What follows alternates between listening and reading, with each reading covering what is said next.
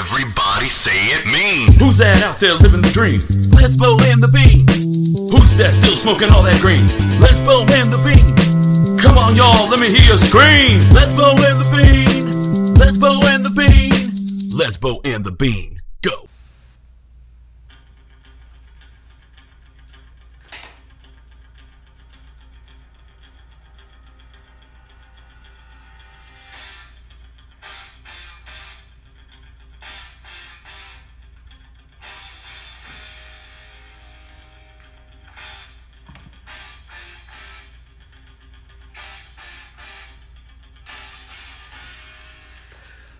Welcome back, everybody. What a hell of a weekend. What a hell of a week.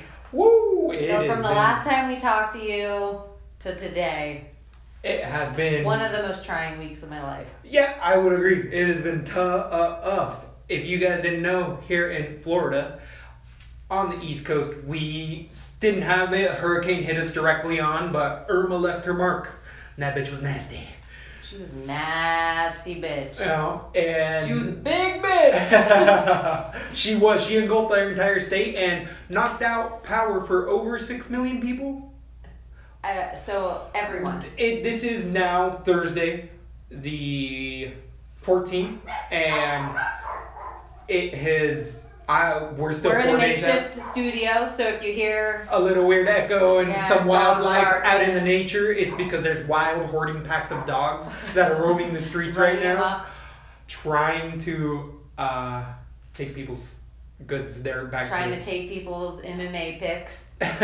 Trying to be the underdogs, but it ain't gonna happen.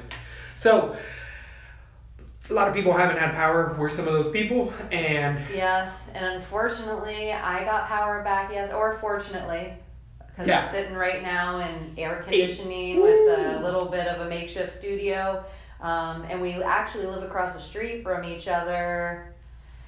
Bean don't have power. It sucks ass. And it feels weird to complain, just even though I have power today and I got to sleep in it last night. There's people that were devastated by this storm. Well, there's actually groups of old folks' homes where mass casualty events have happened. Because of the heat and no power. Exactly. And people, I have to say, for all the haters that are, oh, big deal, you don't have power. Have you ever heard not to leave your dog in the car during summertime? Well, that is every single person's house in the state of Florida is a dog in a car in summer, but weird dogs, because we all have boards up on our windows, and some of those boards and some of those things need special equipment to put up to hold it, and we can't run that equipment to get it off because we have no electricity, and so a lot of us are stuck inside these houses, and we were under threat of Jose, which we seem to be out of the woods of, but there's 2 more storms behind it. We're in the middle of storm season here in Florida, and it is why we live in such a beautiful place. There's got to be a little bit of danger. There's got to be some sort of punishment or repercussions for living on a eternal coast. Peninsula, yeah. Right. So, hey, 320 days out of the year, it's pretty awesome.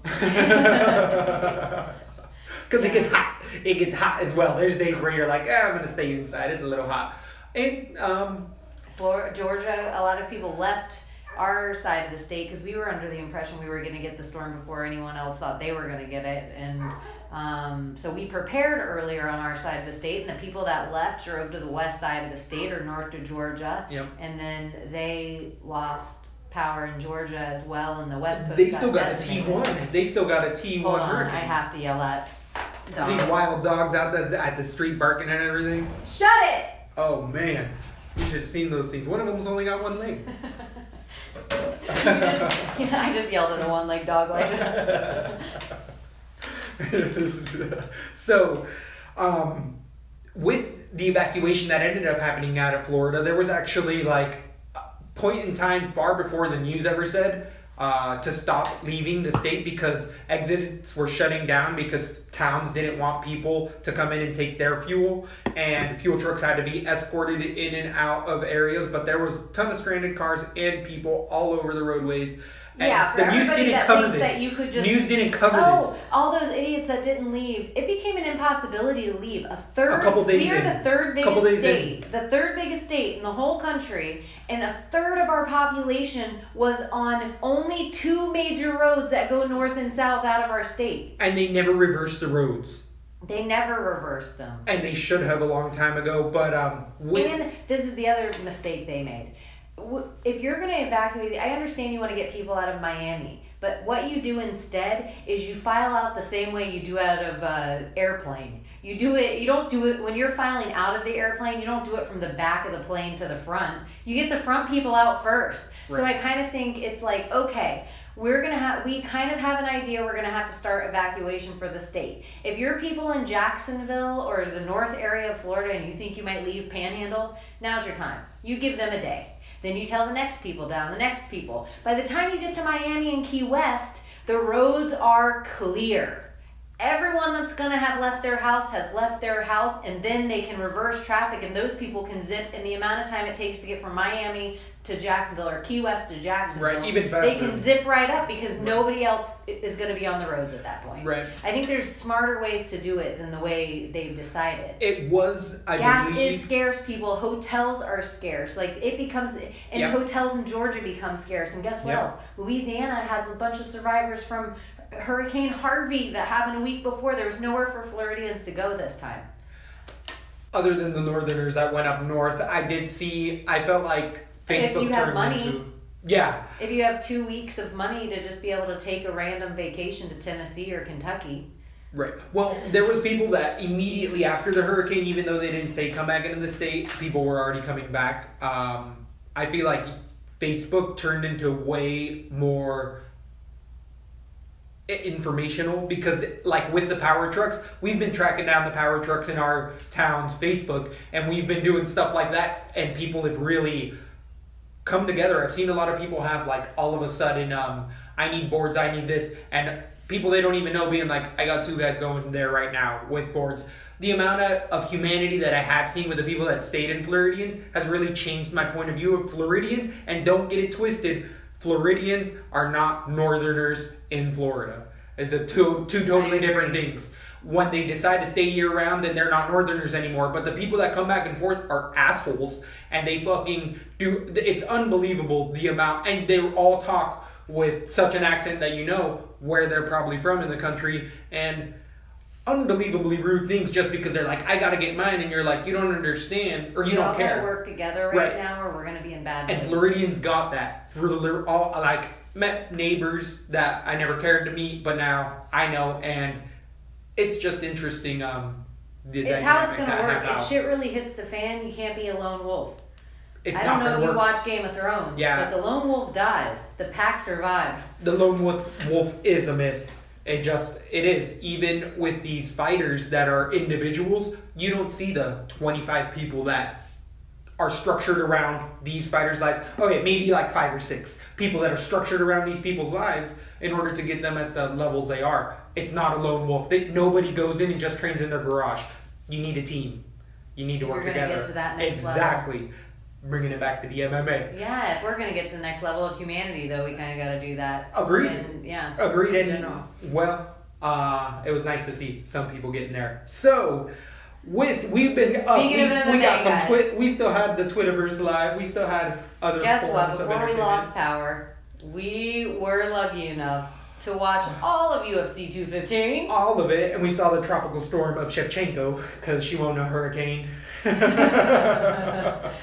know, no. You gotta beat the champ to be the champ, and well, let's get into that at last of the night. Woo woo! So with Anything the else post we're fight. talking about of the night, or is that all you can really think of? For the hurricane and all that good stuff. Yeah, anything for UFC 215 that you Well, think yeah. There was a couple exciting performances that I did like. Well, not some of the things I want to talk about. The ref in that Glenn Tucker fight. That ref has now been cited that people have said on the underground that he's been told he's not going to be on the roster anymore for the rest of the year, just so he knows, and rightly fucking so.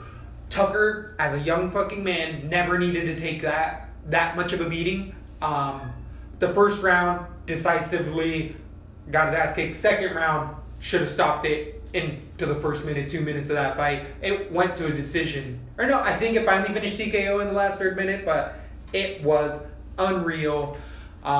Did you happen to catch that fight? Yes. How that dude got his ass beat I thought it for was, 3 fucking rounds. It was unreal. He lost years of his life in that fight that he didn't need to lose. That he could have stopped the fight. And then people are saying the coaches throw in the towel. Is your corner, and it's something that is utilized so much more in boxing than it is in you save MMA. a fighter from himself. Not only do you save a fighter from himself, potentially exactly what you said, but if you're not only taking years of your life off getting a beating like that, I can say for a fact you're taking at least a year off your MMA career. Yeah. And on it, for the MMA fighters that fight in the UFC, that's at least 3 fights. Like if you're one of these guys, so 3 fights that you're missing, even as a bare end fighter, maybe that's 18 grand, maybe that's 30 grand that you're going to be making off those 3 fights. That feeds your family. Right. So that's 1 more year that you don't get to be in the UFC because of the bad ref. But the ref has no vested interest in you. The ref's there as long as you're protecting yourself, like whatever the rules are. But there was multiple times where he wasn't. He was just eating shots, but they were on the ground. So I feel like the ref was like, oh, they're not standing, so these strikes don't matter. There's a whole bigger problem I have with MMA right now, and I don't even know if I should start talking about it now or get into it with Shevchenko Nunes. But it's because I feel like something needs to happen with the rule set. Something has happened in the last year The rules have changed. since the rules have changed, though. But something has happened to MMA where, and I don't mind point fighters, but that's the new champion. The new champion isn't somebody that's gonna risk anything. It's somebody who's gonna go out there and Tyron Woodley, Amanda Nunes. Like, I mean, the only thing I can say about Bisping, even though his only title defense is against Dan Henderson, he went out there and risked it. He didn't try to play safe either fight against Rockhold or Henderson. So it's like something that you have to give somebody like him or Joanna. Chris Cyborg. There's a certain few champions that still look like they're looking to do some risk factor in their fights. So with that, and I think the Hawani show talked about it really well, was where it needs to change is the pay structure. It's because as soon as you're not the champ, your pay goes down like hundreds of thousands of dollars. Yeah. So people are like, I'll still get a W, and I'm gonna get paid that time, X amount of times over, but it's because people have to pay or have to win to get the second half of their check, and that's bullshit. And I agree, people shouldn't have to. It should be a lump sum, because it doesn't matter if you get a knockout or get knocked out in the first 30 seconds. You earn every fucking penny in there because you're putting it on the line. I totally agree. So it's a pay structure. I think that this is the organization. organization. Be a half. They should get all their money, and then there should be the knockout of the night. Bonus is still on top of that. 100%, because these guys, via Mark Hunt as of late, did you hear what he was just saying? People can start to, I quote Mark Hunt now, saying that you can now start to hear the slur in his speech and stutter in his speech of a lifelike and look at the Brock Lesnar fight. And He's then you get into a whole nother, you get into a whole nother talk of certain fighters being allowed to fight on PEDs and sketchy shit happening in the back, and look at the outcome of what's happening to Mark Hunt, or look at Daniel Cormier. Look at what he took from John Jones just recently. The beating he took at the end of that, how maybe it was only on, if you're being the nicest person on it, maybe he only took 3 of the hardest strikes they've ever seen a down opponent take unnecessarily, if you're being kind. But it was more like 6 or 7 of how many times John Jones hit him in the head after the fight should have been called.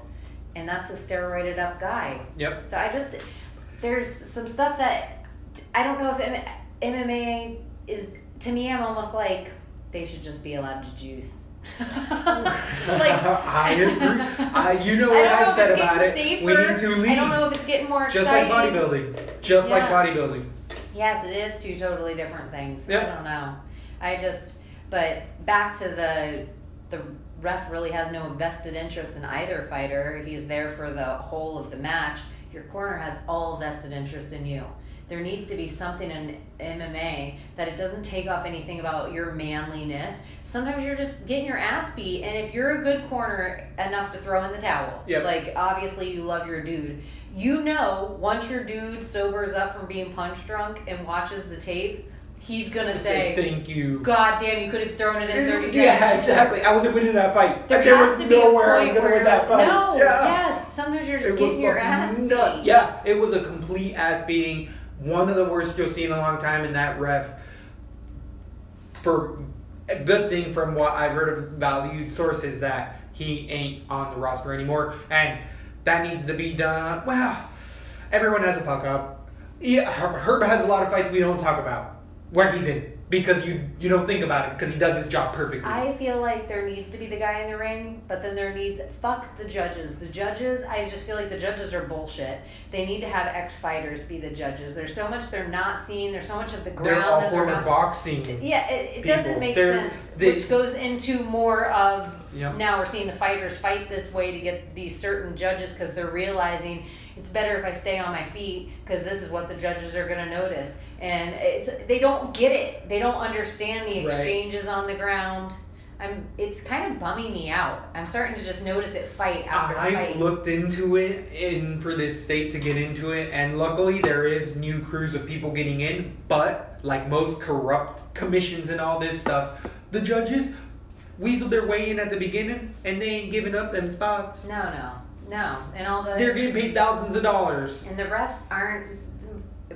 I can think of more bad ones than good ones, and every ref's gonna have fuck ups. I'm not saying get rid of refs and everything, and it's people's careers, but they could be downgraded. There should be a point system, so a good ref that there should be a panel that looks at the card afterward and the decisions the ref made in that, and they should get a point on that, and that moves them up the tier, and then they should lose points on that moves them down the tiers, and if you're the top 20 you get to do the UFC, and otherwise you do undercards. I think it's just, they could do it in a smart way that it would pay to be a good fucking ref. You'd know percentage wise that you had the best ref in the ring, because 88.8% of the time he made the call right. And everybody says that about Big John, but I can think of some Big John fuck ups.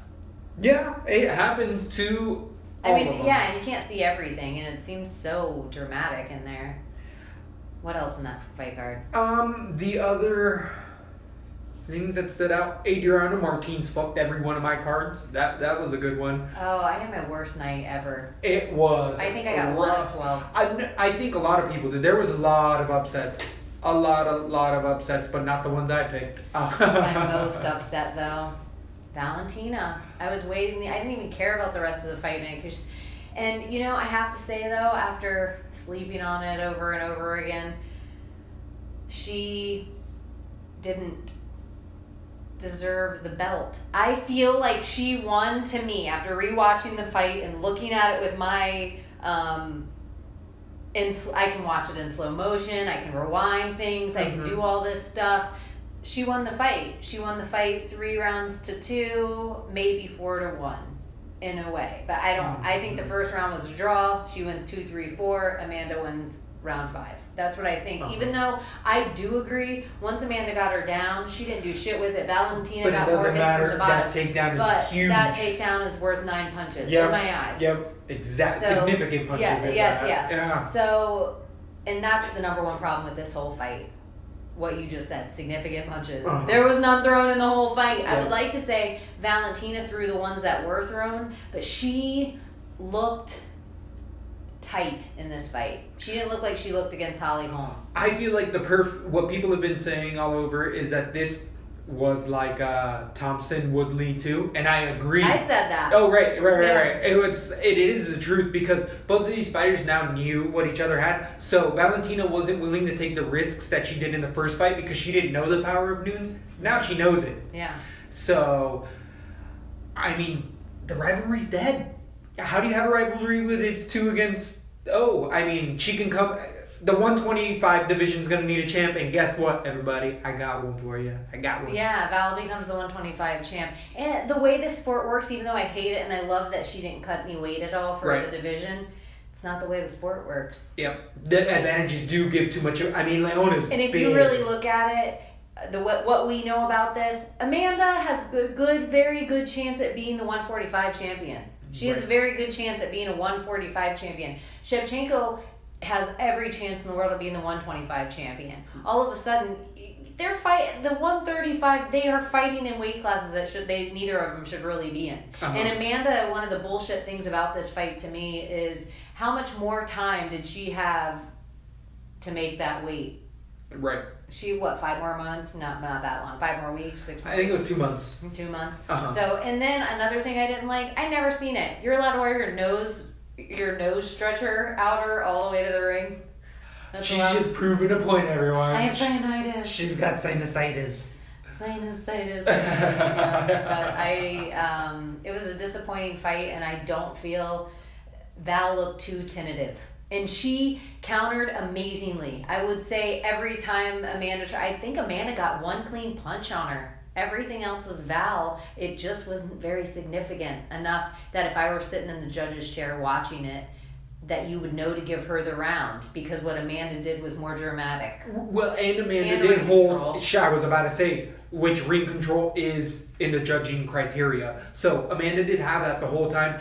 Shevchenko had her back to the fence the entire time, and that ring generalship, if you want to say, went to Amanda. But that's where you gotta beat the champ to be the champ, and she never beat the champ in that fight. She drew her at best. I like to say she won because the significant strike stats potentially, but I can see as well those 2 takedowns were huge. And that first takedown came from a shitty head and arm toss, which in wrestling, they teach you day one, they say, this is a head and arm. You can win the Olympics with this move, and you can lose to the fucking shittiest guy in the room by missing it. Because if you miss it, you give your back. You go, like, you lose position, you lose points. So that's why a lot of teams just don't advise it. They're just like, here it is, it's the only time you're ever going to use it. I see you, you're going to run 2 miles. Like, people don't want you, but it's a tool in your arsenal. Yeah, it almost looked good for Val for a second, and she's done that same judo toss a few times, and everything has been okay, but it was not. It did not work for her. Or what I would say is Amanda's wrestling took over and beat Shevchenko's judo in that moment because of what you just said. It's 101.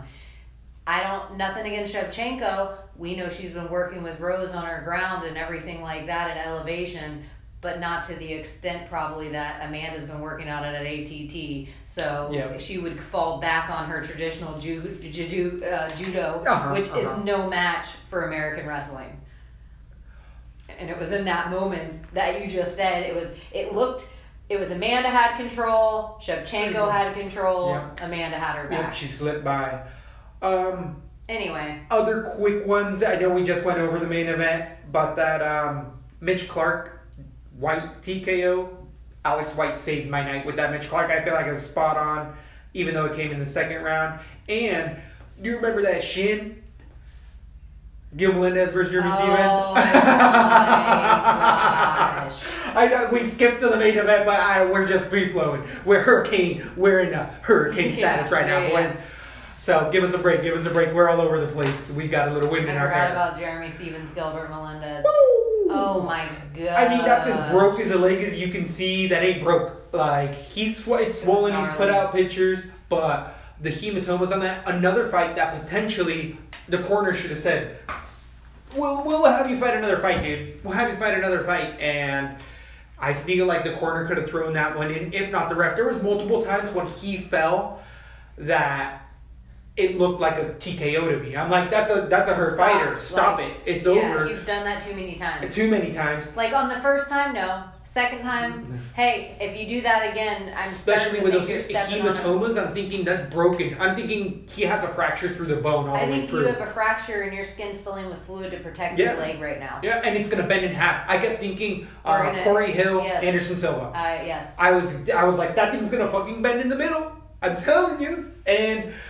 props on we were watching it like Stephen King said. Oh, it hurt my stomach. Like, Stop the fight. And for Jeremy Stevens, they, like, poor guy, he's trying to, not poor guy because they're in there doing it, but like sometimes he kept kicking the leg, which is the right thing to do, but sometimes you're like, I don't want to kick your fucking leg anymore, dude. Yeah. I don't want to kick. I don't want to see you in this. Hurt you anymore. Yeah, like you're not willing to. I'm trying to knock you out with my hands, and I feel like Jordy Stevens did that a couple times, and then kick at the end. And by the end, Melendez was rolling over and right up into a stand-up, and I'm like, the fucking heart for that guy. But his corner also, going into the third, said, it's 5 more minutes. You can do anything for 5 minutes. And when Gil said, dude, my leg's done, they should have fucking thrown in the towel there, just on the stool, man, and just... Every single person in the audience, no one's going to boo. Nobody, no one's going to boo. Everybody saw that. Everyone knows how tough Gil Melendez is. Just like, we got to go get this checked out, guys. We got to go get... And this just happened to a fighter at Bellator, Michael Chandler, got kicked in the same spot, and it was so bad that he thought he broke his leg, and his foot stopped moving, and they called it a TKO for Primus. But I feel like there was another fight. People are starting to go for the shin now, which is traditionally not Muay Thai. They don't allow those kicks. So this is what people aren't doing. It was the leg. People don't go to. People have realized the front of your shin. We've talked about that on the show. It's like what we're seeing a progression of. In like this. This isn't random, guys. That these guys are starting to get these. People are picking that shin. There's gyms that are now picking that. The Portland, all the lab guys have been kicking to there, and it all stemmed from Benson Henderson. He did it to a couple guys in fights, but he would use them as jabs. He'd pitter-patter guys' legs. Leg kick. Yeah, and set up other stuff. But guys realized, if I put my weight into this and kick it like I would a thigh, it cripples you. Because there's a nerve that goes on the outside of your leg here that is... And you can see it in books. Like, you have a nerve that shuts down your foot. And guys are like, oh, I can just kick the living shit out of that. And you just you gotta check it. You gotta beat your shin and put your shin in the way for those kicks. So we're gonna see the stand-up change a little bit, and it's gonna be to these type of kicks. Hell of a toughness, but that man didn't do that. Gil Melendez, you done enough. Step away, sir. Enough, sir. Go keep doing announcing. You got a lot of other I think ways that was to go. the only fight I got right. Stevens and Gil. With the co-main event, real quick, Cejudo ended up beating Hayes, which was our underdog, I believe. Yeah, it was our very first, I feel like, underdog blowout. Where it was just all the way. But yeah, he got smashed. I was off the Cejudo. I never was on the Cejudo bandwagon. Then he won me over. Then I fell off again. And now I am on stronger than ever. I think this kid has a chance, and I want to see him versus Mighty Mouse. Well, if you guys didn't know, the main event ended up being replaced by the co-main event, Valentina, and then that was replaced with Neil Magny. But because Borg's fuck ass for the 6 out of 7 times again didn't. He needs to move up in weight. Yes, I'm over. We've said it already on the show prior to this. Awful. And he's one of those guys that we didn't say before. I think we even said it on the post. Like, be careful with this guy. Does miss weight, so stuff like this might happen. Which I think put tons more pressure on the co-main event, because all of a sudden Nunes is like, my sinusitis is working up. Oh no! Like and she doesn't get any of that Demetrius Johnson pool on her pay-per-view money. Yep, exactly. It doesn't help her at all. The other quick fight was the destruction of Neil Magny. People realized, oh, I can just use my jiu-jitsu against Neil Magny, and that was quick. That was a leg kick into. But I also have to say, Dos Anjos, I think he can make a run at 170. I'm interested in him at 170. I like where he's going. I thought Dos Anjos was on the other side of the hill, but watching him, I don't think Neil Magny's a walkthrough. And I agree. I felt totally like Dos Anjos looked like a pro in there versus an amateur. It was that much difference in skill of how he looked at 170 versus Magny. I was impressed. I thought he was going to win. But I didn't think it was going to be like that decisively. Handedly. Yeah. Maybe I got 2, because I got that one right too. Nice. I think I only went like 5 or 6 out of the night, and I didn't score badly on my DK plays. I feel like I played Alex White a lot. The one who burnt me up the most was it Nick Mann? Was she on that card? Yeah. We were touting her off. And we were like, yay, she made a change. But we weren't the only one. She was like the most expensive she's ever been on. Yeah, she looked good in her last 2 fights. And, I mean, she looked, if you would have just done these 2 women next to each other, you're like, that lady's fighting that soccer mom?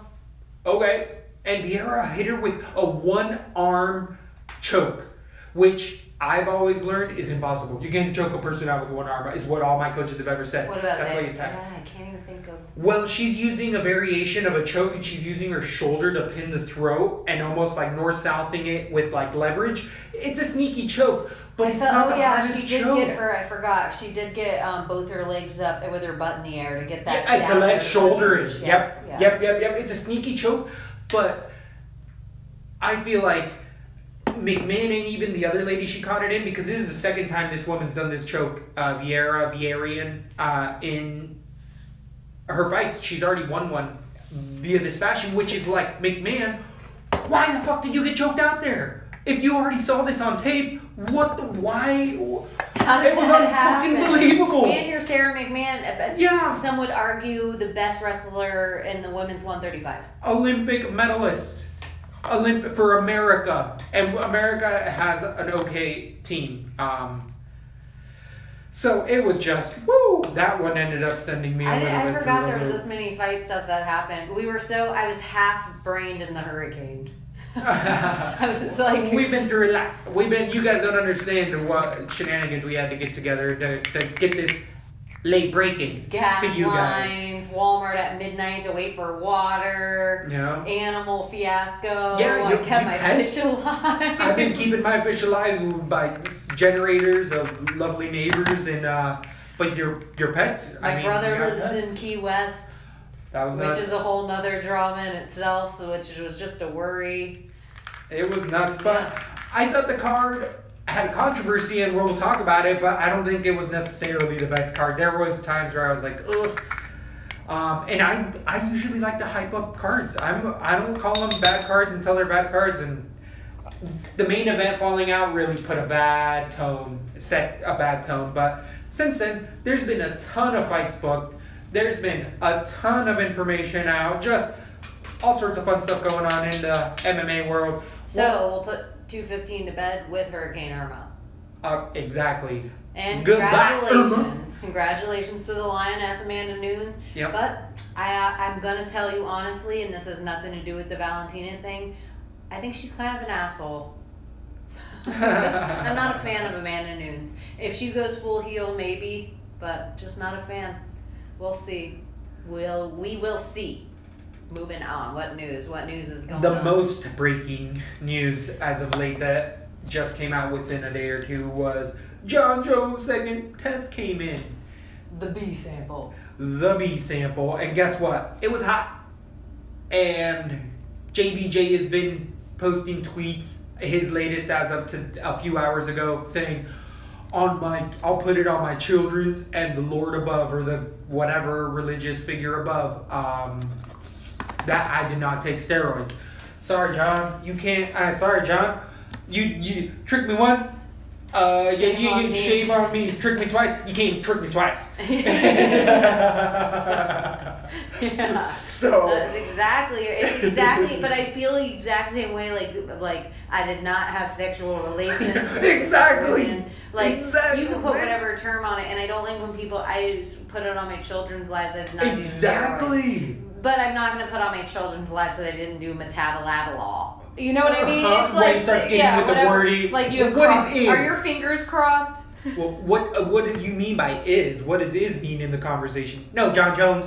This ain't dick pills. This ain't cocaine. This ain't steroid-laced cocaine, John Jones. So, with that B sample, we also had a newly crowned champion. And still... Popeye's #1 fan. Because it was a no contest. Yep. So now he never lost his belt. Agreed. And it's rightly so. In the rules that they have implemented, it has been a hell of a ride. So John Jones has been tweeting only a couple things like, this is where I know who my real friends are. And... Right? So I'm feeling like we're on the same page. We don't believe this for one fucking second. I don't care anymore, John Jones. Because the max punishment is 4 years. Exactly, because he's already been caught. So what happens to John Jones in 4 years? Look at the evolution that we've seen in MMA in the last 4 years.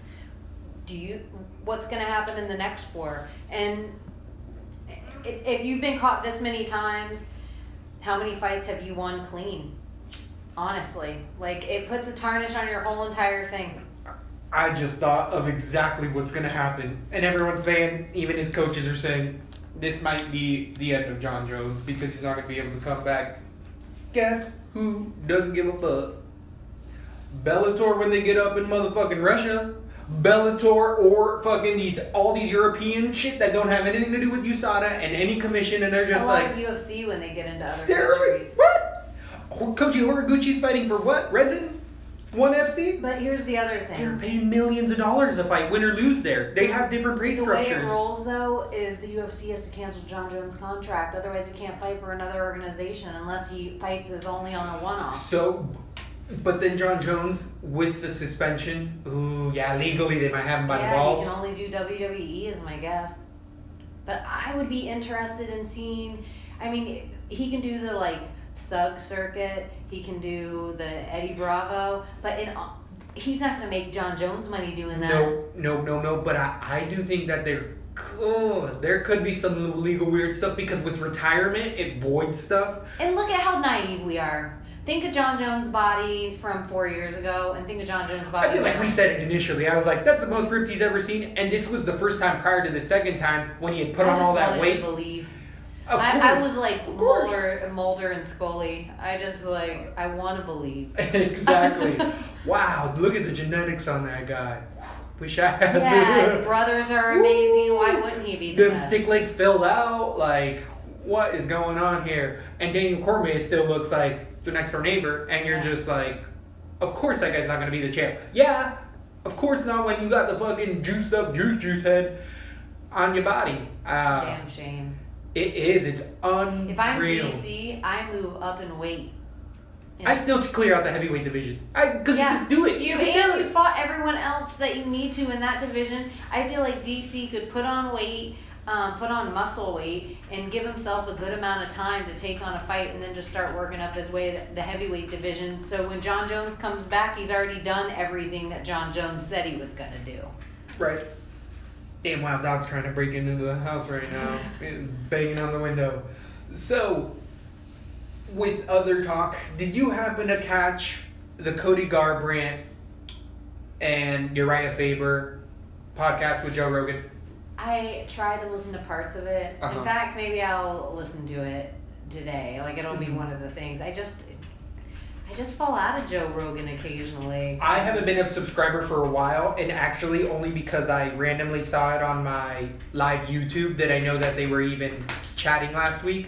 So I did download the episode just because they talked about some TJ stuff, and supposedly how we've talked about it on here that TJ is known to be a hard partner and somebody who hurts people in the gym. What they were getting into more was how TJ cheap shots after rounds because he's so competitive and was just, they gave the alpha male point of view, which obviously is throwing TJ under the bus. But they're also saying Dwayne's being weird. It's just the inner drama of a gym to hear it come out. It's just juicy, juice, gossip, and it's MMA's best. Fuck, this is backdoor talk. You only know this if you go to that gym, but nope, now the world knows. But when you mean, this is a little, and this is the girl in me, the, like Bachelor, Bachelorette, that reality show genre. I would be more interested in cameras and camera crews inside Alpha Male or any one of the gyms and follow any random fighters in their real life outside of fighting. Maybe a couple tiers of fighters. Some of them could be in the UFC, some of them don't have to be. Some of them could be new to the gym, like brand new fighters that they're like, I have one professional match. I would be interested in the reality show of fighters over it's not even scripted reality show that the Fight House is, the Tough House. I don't need the fights in all of it. If a fight is coming up for one of them and that happens to be part of it, cool, but I don't even need to see the whole fights. I can see the highlights and then their emotional turmoil afterward, or their success afterward and the way they feel. And if they want to get right back into the gym, even if they win the injuries they still might have, like, do they have headaches now? Do they have this? How their family takes it? Their kids that never get to see them because they're always in the gym? Whatever the case may be. I would be more interested in that. And I think Alpha Male is kind of a good way to go on that because of the Cody, and then you have your built-in star, PVZ. Just throwing it out there, Uriah Faber. Might want to pay attention. BBC's not with Alpha Male so much. She's been up in the Pacific Northwest for a while. She's jail. Yep. But funny how that Alpha Male has such sticking power. It is an elite gym. It's brought us lightweight contenders for days and days. And they got up-and-comers that are Alpha Male style. Guess what Alpha Male style? Overhand right and wrestling. Like, hey, Uriah Faber. You could build a reality show around. I think Cody's cute enough that you could build a whole new audience for UFC by letting cameras follow him. If he wants that. I feel like a lot of these guys are private and are just like, I just go to the gym. Would they treat it as a job? They do a 9 to 5 and they don't want extra. The ones that do it. I feel like Woodley had champ life. I don't know what the fuck happened with that. Because no one wants to follow. Who cares about Woodley, what he's doing? Exactly. But he's doing really good things in the black community in the United States. He is going after underage privileged children and trying to sway them away from gangs and drugs and getting them into sports. And that's what stopped me from partying a lot. Well, I still partied, but I never did hard drugs in high school because I was like, I like sports and I don't need to, like, I believed it. But guess what? Alcohol ain't a drug. It's just a drink. So that's the mentality that I had, and it was because of sports, and it did teach me discipline. It did. So he is doing really cool stuff with that, but I don't care. Yeah. Why don't I care? It's not because you don't. It's like somebody can write an article about it and put 10 great stories, and it's not because. And I give kudos to him, but in reality, most of the people who do stuff like that aren't looking for my kudos. They're just doing it for their own good feelings and because they're a rad person and whatever. But yeah, I would be more interested in like the whole, like, it might be one guy who's a partier and he's hungover the night before his fight, and you get to see him out partying or starting a fist fight or his girlfriend. You were never a part of the was it the Tap Out series? It was like in the 2007, 8-ish, maybe 9-ish era, where Skyscraper was still alive for the Tap Out crew, and Tap Out was the biggest sponsor for UFC, and all the Tap Out gear happened. They were doing a show where young Frankie Edgar went on a tour bus, and they drove him around to their fights, and they fought, and they videotaped it, and these guys would do pranks on the fighters right before a fight, and then, like, slowly as a couple episodes got in, the Tap Out guys realized, like, fuck, we're being assholes and these guys really got fights. But fucking they were playing pranks on Frankie Edgar and Donald Cerrone as fucking kids. Yeah. Oh, speaking of Donald Cerrone. Yeah. What the hell? Why would he take that fight? Against? Till? That's a tough fucking fight. That's a tough fight because Donald Cerrone don't give a. I know, but he doesn't need that fight anymore. Yeah, I agree. It's a stupid fight. It's a lose-lose for him. I agree, but even Donald if he Cerrone's wins, always everyone's just like, well, you're Donald Cerrone, and we don't even know this guy's name. And if he... I think Darren Till's created a good enough name in only with hardcore. Yeah, agreed. Only with hardcore. Totally hardcore. It's not even just the average of Yeah, you gotta get in the depth chart for that guy. And I think he's a badass. I like him a lot. But as Till, what a big fucking stepping stone. And I'm going to tell you this. That's going to be my underdog pick of that fucking card. Because right now, I think I figured Donald Cerrone out. And the second I think I figured Donald Cerrone out, or any fighter for that matter, I got to think every camp knows. How much do you think Darren Till weighs right now? Because he just got on and talked about it. And you will be... They'll be fighting at 170, 182. 205 pounds, 210 pounds. So he's like Chris Weidman fighting a 155 or Donald Cerrone never not made 165. Donald Still not Cerrone 170. never not made weight at 155. Never. But he had some brutal cuts, and he'll even say, I'm moving up because I don't need to do that anymore. And I do feel like if there's a 160 division, he's perfect at it. Or if there's a 65, but he's just like walks around at 165 naturally. Now he just can eat all the buffalo wings he wants. He can and have all the ranch he wants. Budweiser. An extra Budweiser for breakfast, and he's good to go. So Darren Till's a fucking monster. He's got height and reach on him, and he is a young man. So these 205 cuts, he can't be doing. Favorite. I don't see that happening. Yeah, that's a fucking scary fight. Sorry, Donald Cerrone. I think the Sharks are going to be coming in on this, though. The people that know are going to be like, goddamn, because that dude's going to weigh 185, 190 walking in, where Donald Cerrone is going to stay 165, 169. 169, that's what Donald Cerrone's weighing in at. But it's 170. But still, he's going to try to put on weight. Honestly, I was nervous about Shevchenko when she lost that extra 1.5 pounds before this fight. I was nervous by that. She's the type of person that needs it, but she looked thick. That girl looked cut up, but muscular still. Her arms were as big as noons. Yeah, and I don't think I'd ever seen Shevchenko, but she was saying herself, like, get ready. I'm like, it gave me 2 minutes. You know what, though? Her tenseness might have been from the extra time. Muscle mass. It has affected fighters multiple times over, and you can look at Jose Aldo and other fighters that have just said, I had too much mass, I gassed so much quicker. Who wants that fight right now? Yeah, right? No, somebody asked for Jose Aldo fight recent. And it's an up-and-comer. Oh, I did see that. Yeah. I'm coming for you. Was it the Bellator guy? No. It's somebody in UFC right now, and I'm like, oh, that's good. That's a good fight. A call out. I do remember that, but I can't think of it. Is it right off this card that we just watched? Yeah, you can probably look it up on your phone. Not Sorry, Cejudo. we have limited technology. Always, we don't research shit. But the Cejudo was in that. Well, it might have not been in this. Maybe it was the one before. That's what I'm thinking, or happened in between. But of recent, somebody who had a really good win that I'm like, I'm interested in that fight, and I actually feel like the person could put on a good performance where I might have him on the card. I might pick them over Aldo. But was he moving up in weight even? Was there some discrepancy that made it a little bit awkward? No, I'm gonna have to pull it up. I'm trying to look to see. What else is going on while I'm looking up the Aldo fight? We're gonna get it. Well, in the MMA world, there was a few fights signed that I really am looking forward to. Trying to look them up right now as well. I don't care about Artem Lobov. There was somebody who just called him out as well, and it was a very uneventful call out. Somebody was like, I got your boy Artem, and it was Was it Cody Garbrandt that says maybe I don't care about you and I'll fight Jose Aldo? Oh my gosh.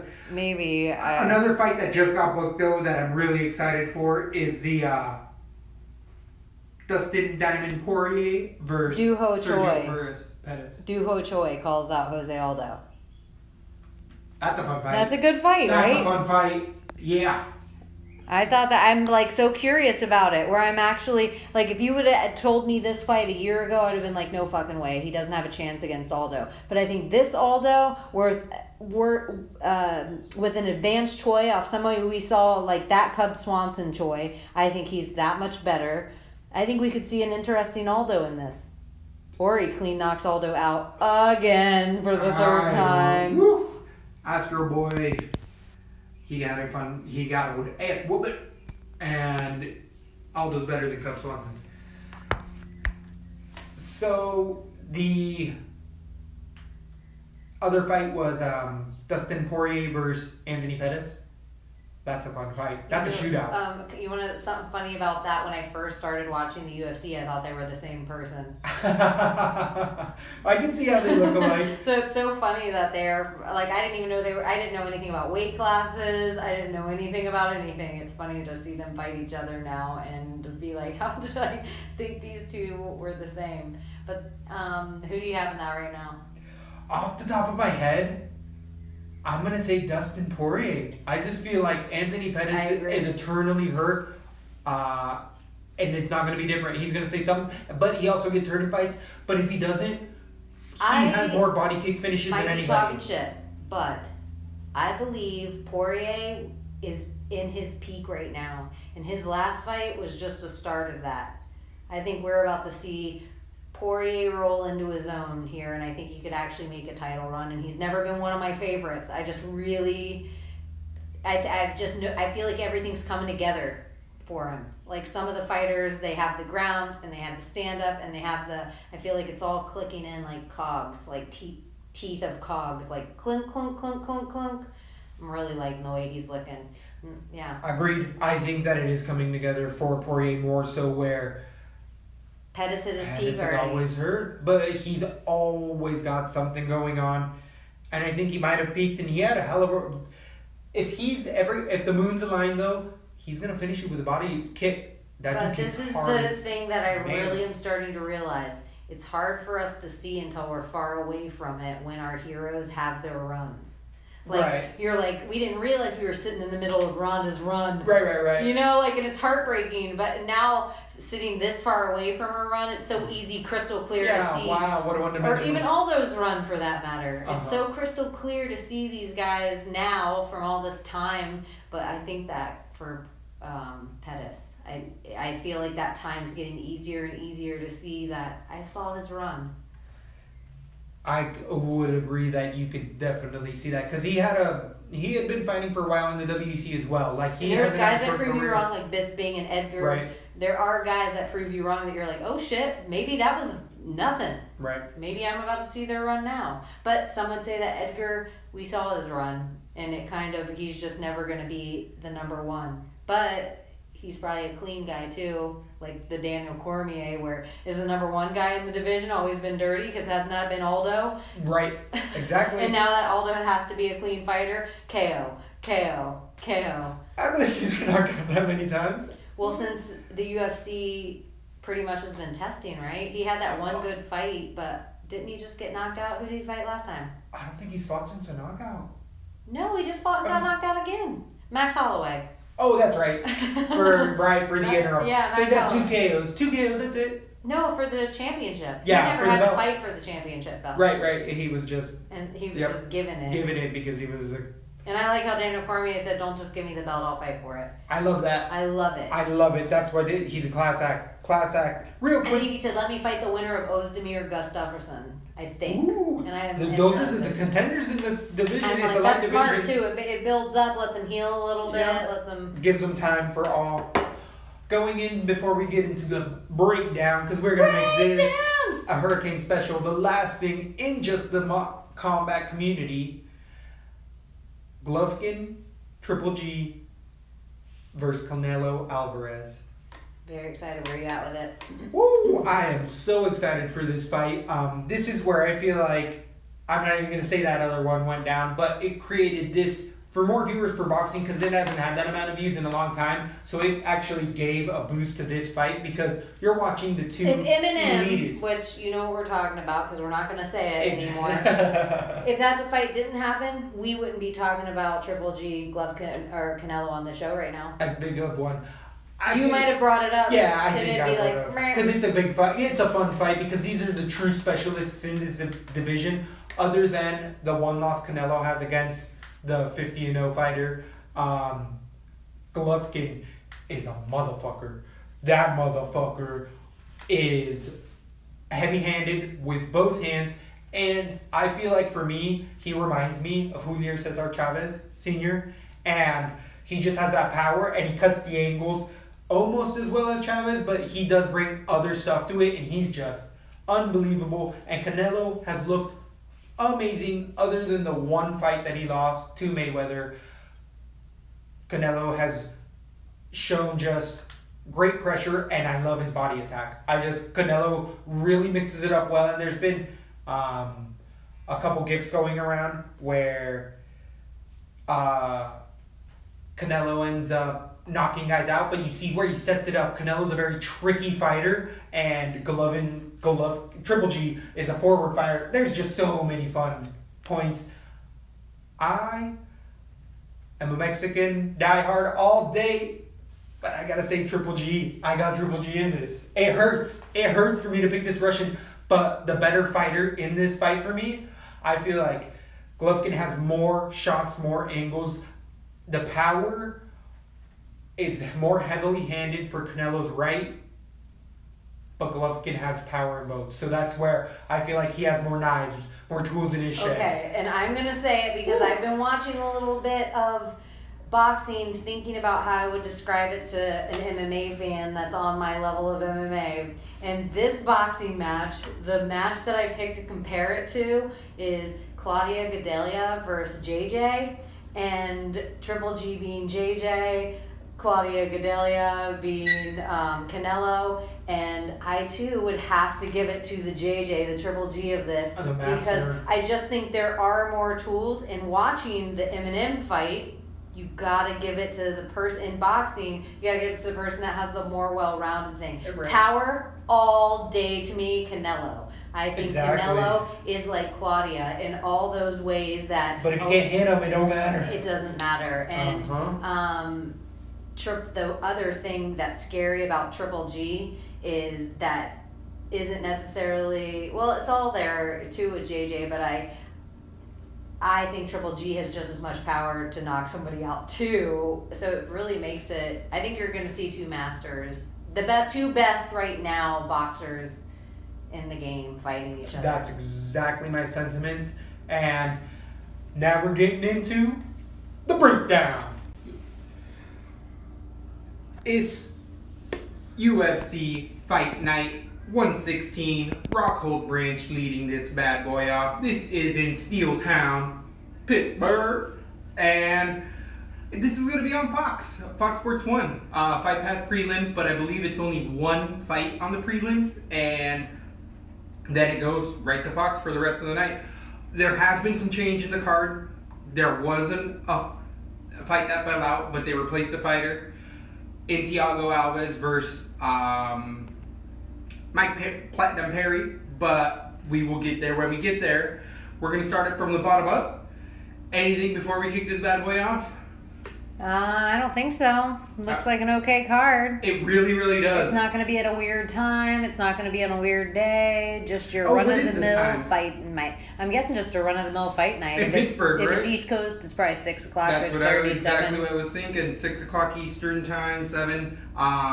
West Coast, that beautiful 3 p.m. day, so you guys still got a night to go out. But this only has 10 bouts on it. There has been a few that have washed out, but the ones we got are pretty good. Starting from the bottom up with the only fight that will be on Fight Pass, so you know you're really getting your money out of Fight Pass this month, is Gilbert Burns versus Jason Sago at 155 pounds.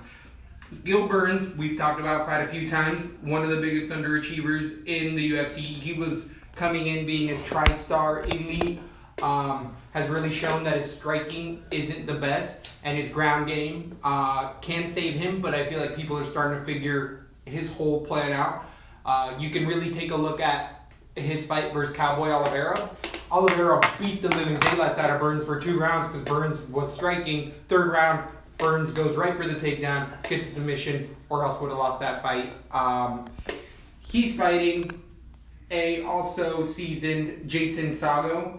I would say out of the two, Burns does have the higher competition, but Sago is not fighting nobody. Sago's last loss being Rustam Habilov in a decision 9 months ago. Prior to that, getting a split decision with Leonardo da Silva. Prior to that, he ended up also beating Justin Salas in a TKO, and he lost a split decision versus Paul Felder, which I'd say that's pretty high up there. Yeah, and I would say that, it was a good-looking Paul Felder in that fight as well. Agreed. Sago does have a bit of power, but so does Burns. The height discrepancy is going to go in favor of Sago at 5'11", Gil Burns being 5'10", and there's also a 1-inch reach advantage for Sago. Sago's coming in with being the Canada boy. He is a slight underdog right now, but he has wrestling all around MMA. He's has skills in all areas, but doesn't really stick out in any specific area. He's a well-rounded fighter, and he'll give you trouble. He's got a good gas tank on him as well, and his fight IQ isn't bad. But there's just nothing in my head that really sticks out. He sticks to his wrestling quite a bit, and his hands aren't that heavy, even though he has a couple knockouts. I feel like if Oliveira couldn't knock out Burns, Sago isn't. I am curious to see, though, where the stamina is going to come into this, because I do feel like Burns slows down more so in his fights out of these two fighters, and Burns being that underachiever, they're both 31 years old, but Burns' last losing has of his last fight to Michael Prazeres, which we've already been there. That guy's a tank, and that was a decision 11 months ago. Prior to that, he had won against Sinjeski in an armbar, and prior to that, losing a decision to Rashad Magomedov. Then he had the win over Oliveira and Cristo Gallegos as well. He had a submission a while ago. That competition level is just a bit higher in my eyes all the way around. Burns is as good with Sago, other than the wrestling. I think Sago's going to have the wrestling advantage, but the jiu-jitsu advantage highly goes to Burns. And the striking, I think, is going to be near even. So this fight, for me, is going to really end up what happens on the ground, if that wrestling is going to be able to stifle that jiu-jitsu or not. And right now, I'm thinking that Burns knows how to play the game a little bit more, just in the way he has fought. Even if he's gassed, he knows how to hold on. I got decision Burns, but I'm saying stay away from this fight all day. I don't think this is a high scorer by any means whatsoever. I don't see a finish on either side either. I'm going to disagree a little, only because Gilbert Burns, I think, is going to be a heavy favorite here. And if he's expensive enough, that'll make Jason Sago cheap. And I agree with everything you said, that I think it's going to be such a close fight, that if Jason Sago is dirt cheap, I think he's worth every penny. And here's the reasons why. Gilbert Burns has been an underperformer since he came into the UFC. He's never really hit that peak, and he's in that 31 years of age now. They both are. I feel like Sago kind of the same way. I did like Sago is actually in the loss that he had to Paul Felder. I thought he looked really good. Here's more so, not any of the reasons I'm for Sago. It's the reasons I'm against Burns. One, the Black Zillions gym is falling apart. One of my favorite guys, Luke, he just looked like garbage his last fight. He just didn't look really good. We know they've had all the trouble in there. I would say the only guy holding it together and coming out of that gym looking good over and over again is what's his face? Usman. Cameron Usman. He's the only one. Everybody else is just kind of looking really weak. The other number one reason, and this is totally just because I'm fucking in the state and I just got my power back. If Gilbert Burns has been in Florida and dealing with this hurricane mess, and Boca got hit a lot harder than we did where we live, I just can't imagine that his head has been on this fight like it should be. So if Sago's a big enough underdog, I think you could put him on your cards. I think stay away from Burns altogether and only put Sago if he's dirt cheap. What about the Leslie and the Bean rule, though? I stay away from the first fight. Yeah, I feel like that's a big one. But I just have a really big feeling looking at how big of a favorite Burns is on this. 90% of the people think he's going to win. Yep. I think Jason Sago is going to be like 7-2, which will make Burns over 9. I think Sago at 7-2 will be way better than Burns at anywhere over 8-5. So because this is the Hurricane edition here, it's a special edition, and Boca, I think we have a relatability with Burns. Imagine going to fight your fight after this last week. I would say more so that it has already been a week, so we actually have the DK lines up right now, and I can tell you Sago's perfect. So Sago's going for 7-9 to Gilbert Burns 8-3, or 79,000 to 8,300. Yeah, I think you could, if you need to squeeze somebody in on a card just for affordability, I think you go with Sago.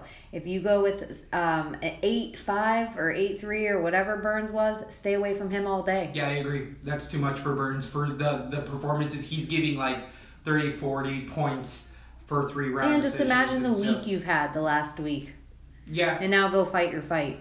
And were in places that got flooded up to 6 feet and winds of 120 miles an hour. So what was your final pick on that one? Sago decision. Oh, okay. So we're splitting it up, starting off. These are close fights, and this is near even. Gilbert Burns is a minus 135 favorite to Jason Sago's plus 105. This is a coin flip of a fight. Moving on to the next fight. At middleweight, we have Krzysztof Jutko versus Uriah Hall. Both of these gentlemen have been through the UFC. Uriah Hall coming off of the Ultimate Fighter season, losing that, but having some of the flashiest knockouts of all time. And then we have Jutko, who came over from the Polish scene. I know somebody around here likes Polish fighters. And hasn't really stuck out. He has one TKO over, I think it was like Tandem McCory, and has actually only lost twice out of 19 fights, and the last being to David Branch in a split decision, which David Branch is getting a big step up. David Branch also having lots of credentials with other organizations, and not being an easy fight. As much as people like him or hate him, not an easy fight. So Uriah Hall is the older fighter at 33 to Jutko's 28, and the size advantage actually is going to go to Jutko at 6'1" to Uriah Hall 6 foot, but that Uriah Hall's got some long ass arms, and he's going to actually have a 2.5 inch reach advantage on Jutko. Uriah Hall, I believe, has a reach advantage on almost anybody in the division. He's one of the Once you get up to those fans. 7'9" to 8'0" and 8'1", those are the reaches. Those are the ones that those are monkey arms, and nothing bad about that. That's just you got some gorilla, you got some freaking chimp arms. You're dragging your knuckles on the ground walking around. Uriah Hall. Here at Lesbo and the Bean, we use chimp, ape, gorilla to talk about MMA fighters all the time. Sometimes those fighters might be black, and we never mean no racist by it. We never mean racist. Exactly. ever, because there's some white gorillas out there as well. It just. We're talking to you, Sherman. We're talking to you, Sherman. So, striking, I think people are really going to initially give the advantage to Uriah Hall, and he is on a 3-fight skid, but his 3-fight skid is against Robert Whittaker, the current champion, Derek Brunson, and Gegard Mousasi, who's now at Bellator. But Gegard's top 5 fighter, Whittaker's the champ, and Brunson, I think, is in that top 8 range, but I'm a Brunson dick rider. So prior to that, he has Uriah Hall has finishes over Adewale Bamboze and the other guy being Musasiri. So Uriah Hall has fought much higher competition than Jutko. Jutko's highest competition was probably David Branch, which he lost a split decision, but Jutko really point fights. I feel like we were talking about this earlier. I don't know if it was on air or not, but the way that the sport has been governed creates the atmosphere that point fighters, such as what we saw with the Shevchenko, Nunes, all that stuff, like people aren't going for the finish, and I feel like Jutko never has power. The only knockout that he got over Tandem McCory had been hurt multiple times supposedly in practice prior to that fight, so it was like a jab that stiffened him up, and McCory didn't remember nothing but like, it was nuts. That's not likely, so I'm not likely to see Uriah Hall get knocked out here. The knockout ability I give the Hall, but I feel like Jutko's point fighting, I feel like Uriah Hall's hard to take down. His striking is fast. He does slow down a bit more. I think Jutko holds a steadier pace throughout the fight, and he tends to mix it up a little bit more with his wrestling in there, where Uriah Hall very rarely throws in some shots. Jutko will, if he's not winning striking, he goes. He understands. He has a good fight IQ. He's been on American Top Team for a bit. Uriah Hall's coming out of the Tiger Schumans. I mean, this is a coin flip of a fight for me. I could go the other way, but right now I have Jutko decision, and he's a moderate favorite at -200, so I guess that's not that big of a deal. People are seeing kind of the same thing. I was kind of thinking it would be like a closer, I don't know what the DK lines are on it, but I agree, and I actually think the smarter pick, if we were just going on an actual pick for my Tapology, is Jutko the decision. Yep. I have Jutko KO TKO round 3, but I'm leaning toward Jutko TKO round 3 only because Uriah Hall gives up. He just gives up and he gives in, and I don't. His best win to me. Mousasi knockout. No, because I don't. When somebody hits someone with a flash crazy kick, I don't think that shit rolls in today's UFC. Like, well, he did against Mousasi. Yeah, how long ago was that? That was like a year and a half, 2 years ago. It wasn't too long ago, but that's how dangerous he is. But if you can withstand all of that flashy almost stuff. 2 years ago. You get him. You can't. Yeah, beat I him. just don't think those spinning kicks every once in a while. He has to throw 80 to land. Yeah, one. I just don't. I just think the UFC is a different game now, and not that it still doesn't happen. Lightning still doesn't strike, but that kick that landed, it's figured out now, and now that same kick is going to get you taken down or punched in the face. It's dependent on the side. Yeah, it's like that. It's so Bamboge is his best win. And Jutko, we haven't seen anything from him. I just think he's just getting to the start of his prime. I love the Polish guys. You were saying he's at American Top Team, and which that even steps him up. I think he could be somebody in the running. This is his fight to show it. A lot of Uriah Hall's competition, that wasn't he brought in on short notice on some of the fights? Uriah Hall? Yeah. I think maybe the Bamboze fight might have been short notice. Maybe Mutasari was as well, something like that. So, yeah, I think Uriah Hall's ship is sailing over the horizon or over the viewpoint if you're a flat earther. And I think it's Jutko, and I think you're right. It's Jutko by decision, but KO maybe round 3. This is where you'd know more than me. I don't know if he's going to be worth it point-wise. I don't know what his value, but I don't recall him being like heavy pointed. I feel like he has a few significant strikes, but not a bunch. Holds on to a fight. Yes. Yeah, I would agree. DK-wise, Jutko's only highest DK rating is against that Tana McCrory fight because it was a knockout. Other than that, he's a decisionator all day. He fights for the decision. He's actually 8,900 on DraftKings, and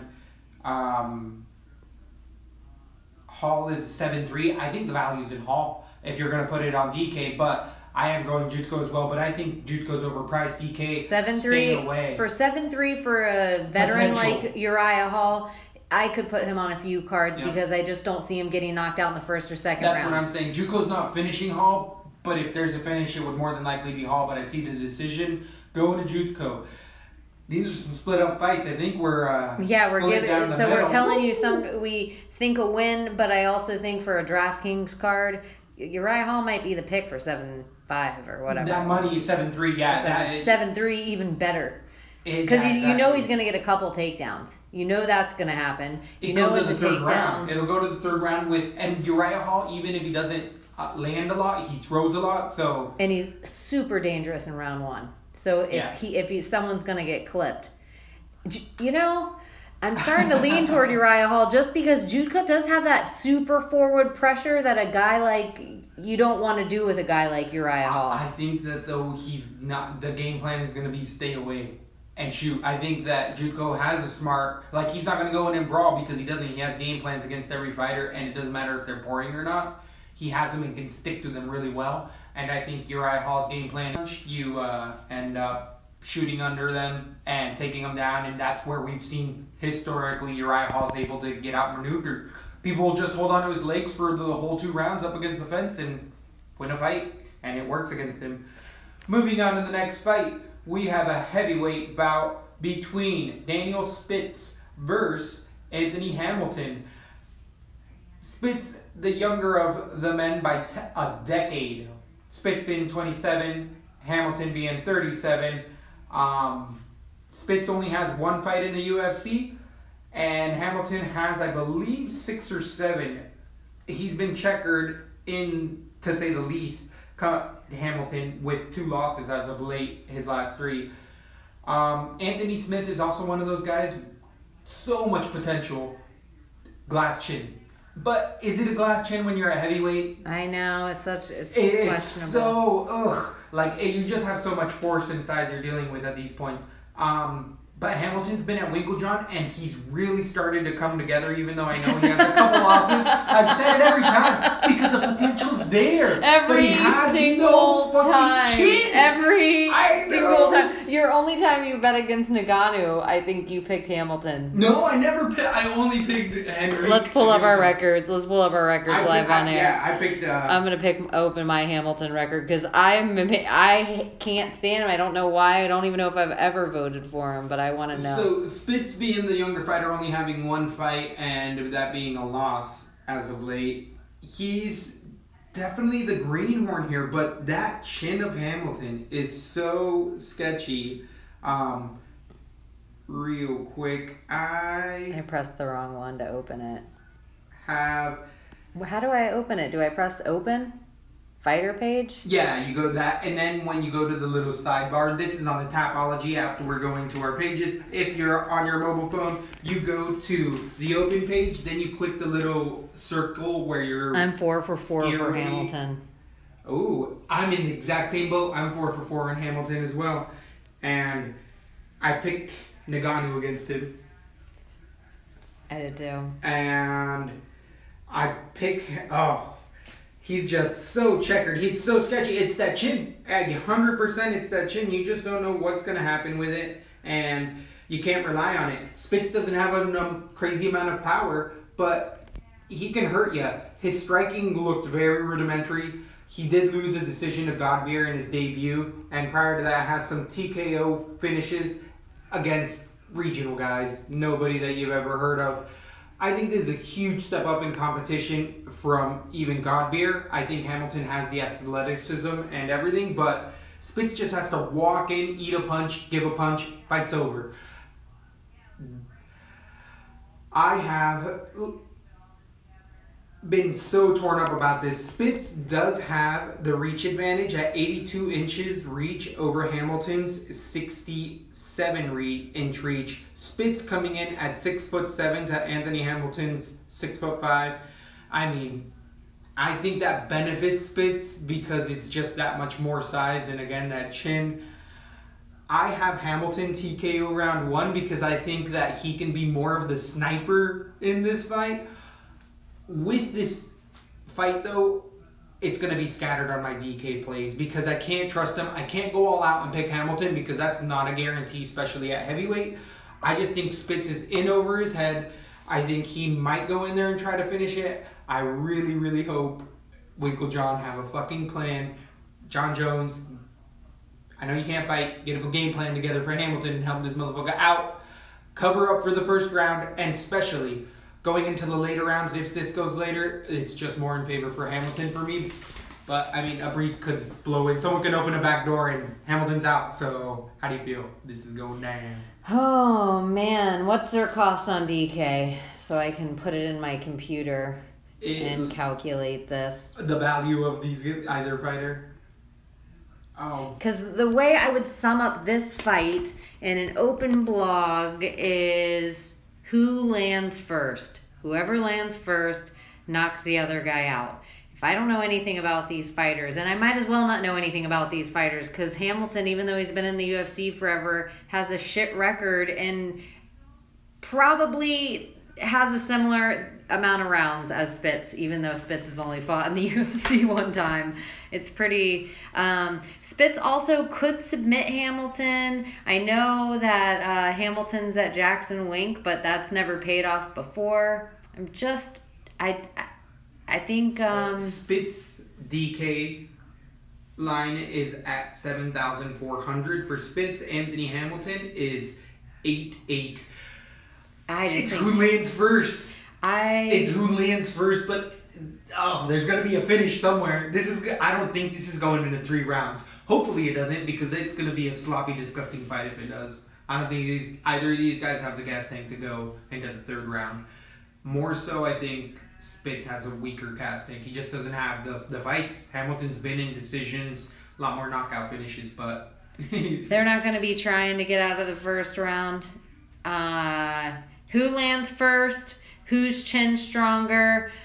Looking at records, I don't see Spitz with a bunch of KOs. I'm going to go with Spitz KO round 1 here, and I probably will put him on a couple of my DraftKings. You're going to have tons of room all I will have Anthony Hamilton on 0 cards. I don't trust him enough to ever pay over 8-3 for him again. So if the UFC wants to keep him and they're going to feed him somebody, I don't think Spitz is that guy. So I think this is a dangerous fight for Anthony Hamilton. Interesting. Moving on to the next fight, we have a lightweight, about 155 pounds, Aubin Mercier versus Tony Martin. The younger fighter is going to be Tony Martin in here, and that's a little interesting because I remember Mercier being the young up-and-comer so many years ago, and now he's 28 years old, going on 29. Had quite a few fights in the UFC, definitely was on the Canada show. We know what we're getting with Mercier. Great grappling. Striking is coming along, but still one of his weaker avenues. His gas tank has really improved a lot as well, and his takedowns have gotten much better than they initially were. Tony Martin's, I feel like, is in these dogfights where he's coming off of his last win. He's coming off a 3 in a row, being Johnny Case in a decision. Then Alex White in a decision previous to that. Felipe Oliveira via submission. A loss to Leonardo Santos via submission. And Martin's having a 12-3 record. He's just also vetted in the UFC with over 5 fights. Mercier only coming off of a loss to Diego Carlos Ferreira in a decision, which proved to us that Mercier isn't a striker and doesn't have power, but since has gone back to the ground game and submitted Gowdy as of his last fight, and then beating Drew Dober via submission as of 9 months ago. This fight was betted earlier at Mercier being a minus 200 favorite, and is now flipping where Martin currently is a minus 105 near even. So both of these guys are minus money. That's how much of a coin flip this is. Robbins comes in with that wrestling, that's that anti-jiu-jitsu, where he's not gonna put Mercier in any kind of submission trouble, but what he can do is outpoint him. He can withstand Mercier's takedowns potentially, and I think that's the key to this entire fight. If Martins can keep this fight striking, he can win a decision striking, because I think Martin has a little bit more power and as good of striking as Mercier. Mercier just has no power, okay angles, but his bread and butter is the ground game. Even on the ground, I feel like Martins can give Mercier just trouble in general. This is too close to call for me. I'm going to stay away from this because I feel like this is going to be actually a grappling-based fight. I have Mercier decision. This is stay away on DK regardless of either one. I just don't think that it's going to be a high score. I think it's a decision either fighter. How do you feel this is going? I really am a huge fan of Aubin Mercier. I don't know on DK if the reversals now have become more points. They are. They're and like that 2 or 3 could be points. a factor in this fight. I just see this fight going. I agree with so much of what you said. I just see Aubin Mercier, even though these guys are similar in age, Aubin Mercier is actually a year older. I just think Tony Martin shows so much more maturity inside the octagon, or I don't know why I feel this way, but I just he controls the fight. I feel like Oliver is going to get frustrated by Martin IQ and stifling the takedown attempts. Neither guy's going to run out of gas. I've never seen super power from Aubin Mercier. I have from Martin. I just see Aubin Mercier getting frustrated, and I actually see this decision going to Martin. I think once it gets to points, and if once Aubin Mercier cannot get him down and he has to go back to a striking fight, you said it before. Yep. He's not good. And if you actually, I know the Drew Dober is such a, he's a name in the UFC. Yep. But Tony Martin has a sneaky record of way more experienced guys than anyone. Johnny Case is a very legitimate And fight. look at what we're seeing of White lately. I know that, he had a rough fight of recent. Didn't he? No, he schooled him. He looked great. So White lately. So I feel like just the guys that Martin has fought. I think he stifles the takedown attempts in the beginning of round or 1. We might see a boring round of the lockup against the fence. It might even go to Oliver. Round 2, I think he stifles those takedown attempts and starts laying into him where he controls round 2. And then round 3, I think it's going to be an embarrassing takedown attempt by that point, and we're going to see Martin slowly start to take control. I might put him on a few cards. I think this will probably be, I am not looking at DK lines. This will be the 8-1, 8-1. Nope, this is going to be Aban Mercier at 8,400 and Martin at 7,800. Oh my gosh, I'm so nervous. I think Martin's a steal. If there's a bet agree. to be made, it's on Martin in this fight. I don't think there's any value at all on Mercier as close as it is. At that 2-1, I was just like, no way you put money on Mercier for 2-1. It's too close of a fight. So it is interesting that the line evened out on this. This is, though, a fight that either fighter, I think they're both fighting the highest caliber guy that's testing what they're good at. Not that necessarily, because even Tony Martin, a lot of the other guys he fought, it's questionable if Aban Mercier could beat them. But I just think it's weird for me to see somebody stifling Aban Mercier, but I see it happening. And I think I agree with you. Money, I got Martin decision right now. Woo! That's going to be a split. That's a split decision, a fight. That's It'll come down to round 3. They're not fighting 29, in Canada. So that is, because you know them Canadian judges. Hell yeah. Hell yeah. All right, moving back up to the heavyweights with Justin Ledet versus debuter Azua Enianu. So Anyanwu.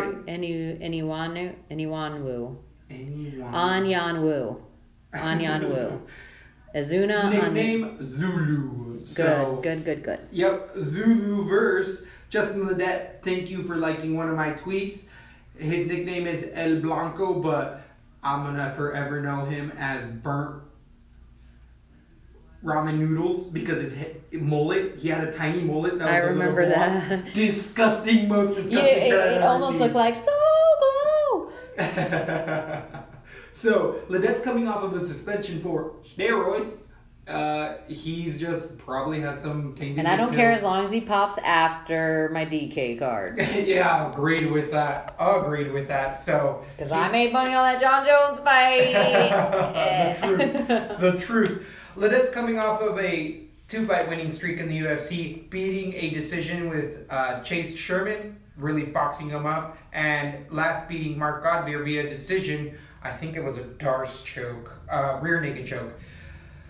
So this is a huge step up from Zulu. Zulu is fighting regional circuit guys that in the CFF out of the Philadelphia. He's the local guy. He's the guy they're bringing in to sell an extra 40, 100 tickets in the area to say this is our heavyweight coming in. And it really sucks because I think that Justin Ledet is one of the brightest prospects in the heavyweight division right now. His boxing is on point.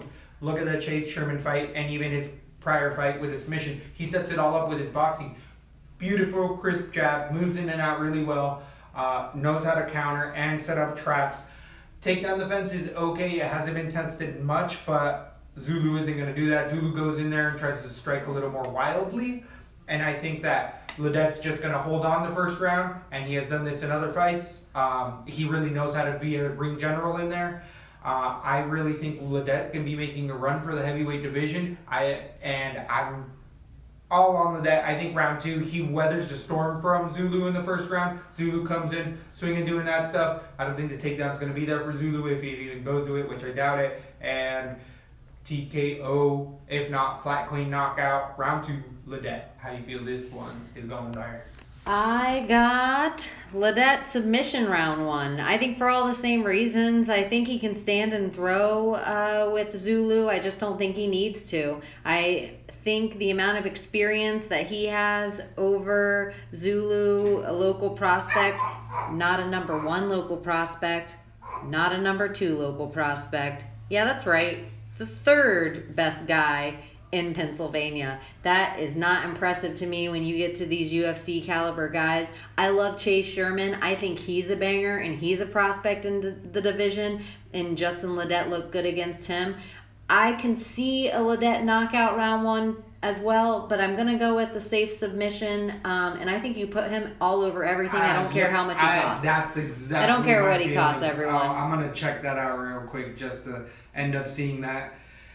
I think Ledet is all the way around going to be worth your money because I don't see this not working out for him. And he's actually 9,100, but he has 3 other fighters above him, which we're going to get to eventually. But I think 9-1 for Ledet, that's one of the most solid picks that I feel like for those higher priced guys. And there's some underdogs already on this fight that are going to let you get maybe 2 of these over 9,000 fighters.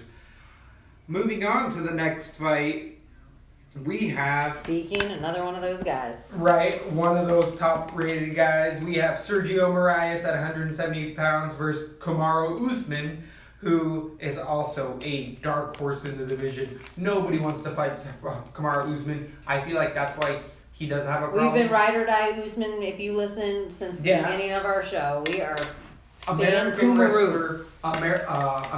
wrestler, collegiate wrestler who has really translated it well into his UFC career. He's won the UFC show against, I think it was Tyson Pedro, if not, I think something like that. But either way, Usman's coming off of a huge streak. He's only lost 1 fight out of his 10, and Hader Hasten.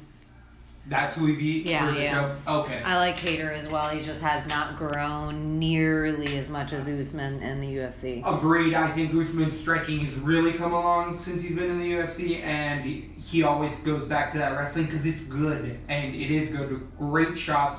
He really chain wrestles where if he goes for a double leg, misses it, or a single, he transitions into another double or single and just keeps climbing those arms up the body until he gets you to the ground. His submissions have also come along really well. He really attacks submissions, not as often as I'd like, but I feel like his ground and pound's getting better where he's now realizing that he can control guys instead of trying to submit them and lands more of those little rabbit shots. Now, Sergio Moraes is definitely an alliance product at 35 years old. He's 5 years older than Usman. Both of these guys are coming in the same height, but Usman does have a 5.5 inch reach advantage at 75.5 inches against Sergio Moraes. Where this falls back to the fight in my brain, like the most basic, is American wrestling versus jiu-jitsu, which we know American wrestling can stifle jiu-jitsu better than most other disciplines, but jiu-jitsu can still get you. You can still be submitted as a wrestler easily, and Moraes does have that ability. But Moraes has had such knee issues as of so long, his submissions aren't as crisp as they were, and his movement in general isn't as good as it was. I feel like this is a fighter that peaked at his prior organization.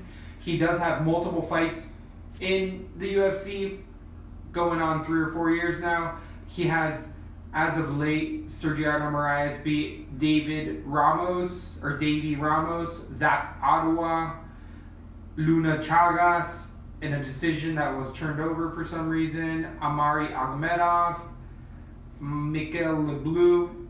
So Usman's last fights have been Sean Strickland, one of the highest prospects in my eyes in the division, Warley Alves, Alexander Yoklev, and Leon Edwards.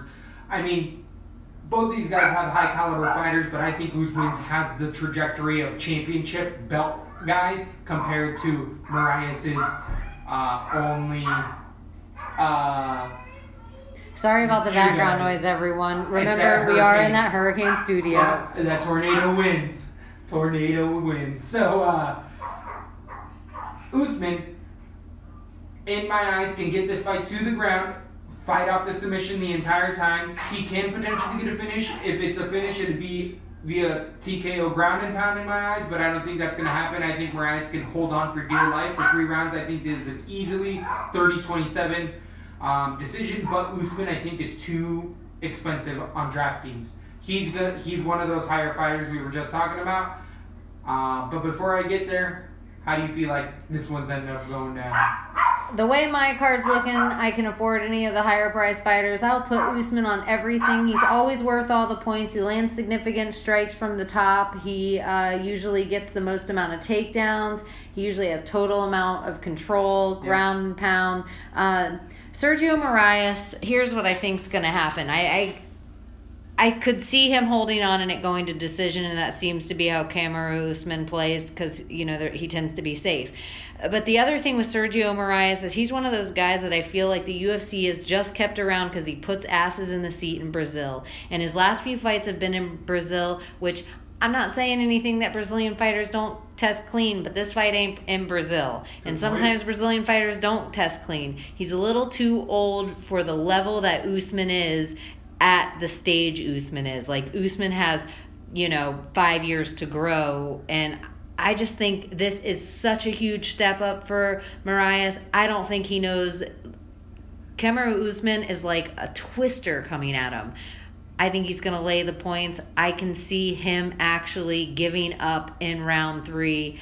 Purely, this isn't in Brazil. And even with a loss, the UFC can drag his ass back to Brazil and fill more seats with him in the next, few whatever. So I'm going to put Usman on everything. KO round 3. So, this sounds like this is more of a DK play from the... Lesbo. And... yeah, I am looking back at his DK history, and Usman does land a lot of ground and pound. He really has favored that a lot more, and those strikes do matter. Takedowns are worth so much now that totally. I'm liking that play more and more, and if we do put some of those undercard guys in there, we are going to have enough to put Ledette and Usman on that fight. Moving on to the next fight. This is the third bout into the main card. Ledette started that main card off, by the way. Gregor Gillespie versus Jason Gonzalez. Jason Gonzalez is coming off of a win in the UFC against J.C. Cottrell, who's also out of the UFC. And then prior to that, losing to Drew Dober via TKO knockout. Prior to that, he was an RFA alum, and RFA doesn't have the worst fighters. So Gonzalez, at 31 years old, is really a shame that he's coming up against Gillespie. Gonzalez was also a part of the Ultimate Fighter, and I haven't seen the growth that I wanted to. And Gonzalez in other plays, I would play him, but when we were talking about prospects with Ledette and Usman, Gillespie's in that boat of guys that's going to make a run. This whole card really looks fun because we're going to see if these guys can make that next step. And Gillespie's coming off of high D1 wrestling credentials. I believe he was a champion in a few organizations, came off of wrestling, had a little break from sports in general, came back and is 9-0 for a reason. Tons of pressure by Gregor Gillespie. He goes in there ultra confident with his hands because I feel like he feels that wrestling is always his base to fall back on. And I was just retweeting some of Gillespie's scramble ability, which, as a former wrestler, a guy that scrambles hard on you is 10 times harder than a strong guy. Because a guy that scrambles all day on you means you have to scramble, and it just grinds your soul away. And Gillespie can do that for 3 rounds heavy. He's done it multiple fights over. Gillespie has okay knockout power. I feel like his knockouts come more after pressure more into the second and third rounds of his fights, because he keeps coming at guys and guys are like, fuck this, all right, knock me out, I'm out. And I feel like that's the way this is going to go for Gonzalez. I just don't see where Gonzalez wins this fight. I think on the ground, I just see every check mark for Gillespie. I think Gonzalez is just here to be a stepping stone potentially. He's going to have another fight. He's got a checkered past already through his fight career. I don't think this is the final time we'll see Gonzalez, but I think I got another guy who's up there in the DK that I'm going to want to put on a couple cards, because I think that this is a finished TKO round 2 for Gillespie, ground and pound. How do you feel this is going? Wow. I had Gillespie decision. I like everything about him. I think he's a prospect. I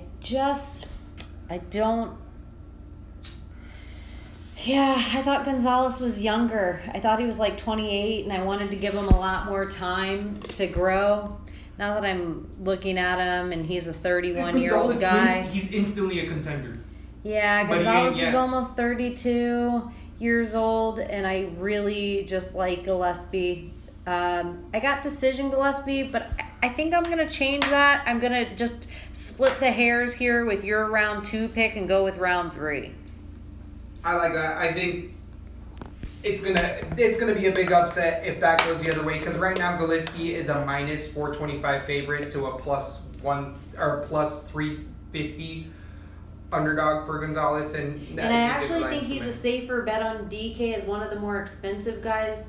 Ugh, if it gets into that grind, it could fucking cost a lot of points because there might not be reversals at all. It could just sit there in a stalemate for a round. I might put him on a few cards. I'm gonna have him speckled through with some other expensive guys. Yeah, I agree. We're not gonna be able to put them all on some. But moving on to the next fight, we have a middleweight bout at 185 pounds. Hector, the show eater, Hector Lombard versus Anthony Smith. Hector Lombard's coming off of a 3-fight losing streak. Anthony Lionheart Smith. Hector Lombard's coming off a 3-fight losing streak, and then he also had a fight turned over to Josh Berkman due to popping on steroids, which I'm not surprised. Just look at Hector Lombard. Look at Hector Lombard. Yeah. He looks like a goddamn ape. He looks like a ball, just a muscle. One solid muscle. He's just a thumb. The dude is a fucking tank. So Hector Lombard at 39 years old looks like a roided out 20-year-old most of the time. I think we really have to watch with Lombard on this testing because I think he could pop. We have to see weigh-ins. He's just somebody who's never passed that look test. It's just someone who's never passed that smell test via Joe Rogan. It's just, when you can... So, whether he gets caught or not, those fighters that Lombard's losing to are to unanimous decision to Johnny Hendricks at 185 pounds, Dan Henderson in one of the most vicious elbow knockouts you ever seen in your life, and prior to that, also losing to Neil Magny TKO due to gas tank failure. Lombard gasses. He's 39 years old. We know what we're getting with Hector Lombard. He's not changing his game plan at all. His judo, Olympic level judo, great hips, great wrestling, mega throws, tons of power, but he has that for 3 minutes. I mean, I don't think I've ever seen him in the second round. He has power into the third round, but it's the ability of that diminishes so quickly after those first 3 minutes because he just blows up on you. And if you can take it like his last 3 or 4 fights have, you can beat him. With that, Anthony Smith is coming off of a 27-12 record. He's going to be the taller fighter, being 6'2" to Lombard's 5'9", and also have a 4-inch reach advantage, 75 inches to Lombard's 71. Anthony Smith is coming off of a TKO win over Sanchez. It was a KO. And then he also TKO'd Elvis Mutantic. A loss as of late for Anthony Smith was Cesar Ferreira, which was very wrestling based. And Leonardo, his previous to that, he has a decision over Jimenez. I feel like Anthony Smith is 29 years old, so 10 years younger, but I think he's finally starting to get into his own. He has a very checkered record, but he has power as well, and he's accurate. His movement in his last fight, against Sanchez is nowhere near the caliber of anybody Hector Lombard has fought.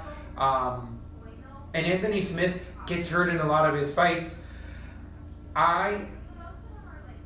I think Anthony Smith is getting in his own. I think it's all coming together. He's got really, really good angles. It's just whether his chin can hold up to that initial barrage, because it's coming. It is coming. And I think this Power is a 50-50. is the last thing to go. Exactly. So Hector Lombard, and if he pops and it's his last fight, oh well. He wins. He gets that paycheck potentially, and then it's just like whatever. But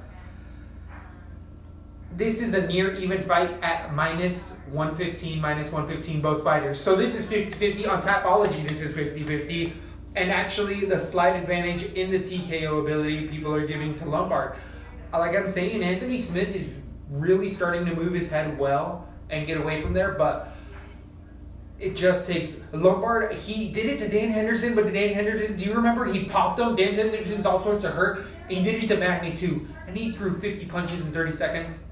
And most people, like a tank. Yeah, most people that want to fight will stay up to that. And Anthony Smith, at times, I feel like in that decision to Ferreira, he got out wrestled, and we know Hector Lombard's coming out striking. I got Hector Lombard TKO round 1.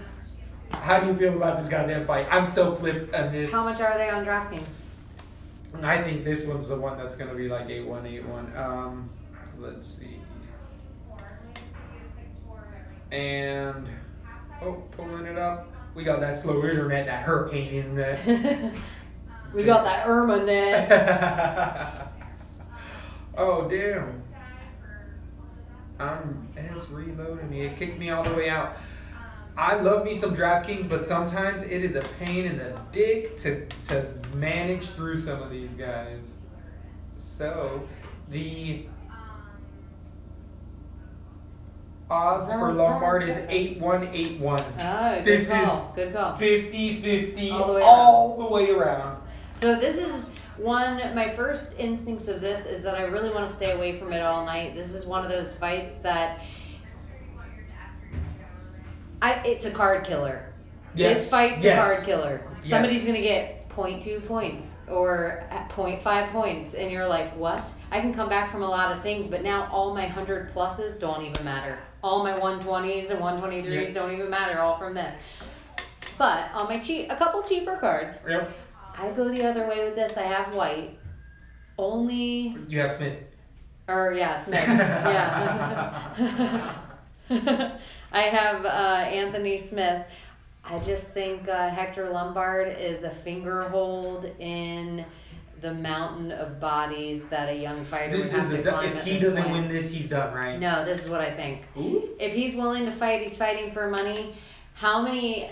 We have one other big fighter, but he isn't the fighter that drew in the initial crowd. But there isn't a lot of other Cuban fighters, and it seems like they'd have a big base of fans. And for the same reason we are watching an old Brazilian guy fight on it, it's that market. They're trying to fill in all the holes of a market. I just don't see Lombard faring well. I know what his game plan is going to be. I hate to say this, and I could get a barrage of hate. I think judo's dead in the UFC.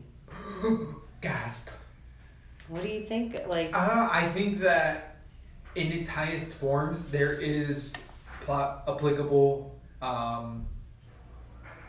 aspects of it that are. So I don't think it's that. I think that judo's a well-enlivened MMA. I would like to see more practitioners, but it's not. It doesn't translate over as well as American wrestling or Russian wrestling or Brazilian Jiu-Jitsu. Or... Boxing has a tough time. That's one of the ones that everybody's like, it's always splitting that up. Boxing's awesome. You just have to... The footwork's so different than most other sports. You have to have some sort of other... Right. Anyways, so we're split 50-50 here. I'm going to stay away from this all day. I might have it on a card or two on my cheapest cards, and I'll pick Smith. You want to know a little bean secret? Yeah.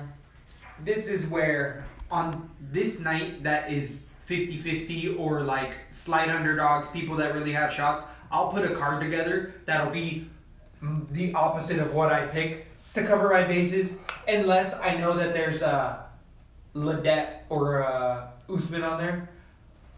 I'll put those two guys on, but I'll split my 50-50 guys and change my last three guys and mix them up.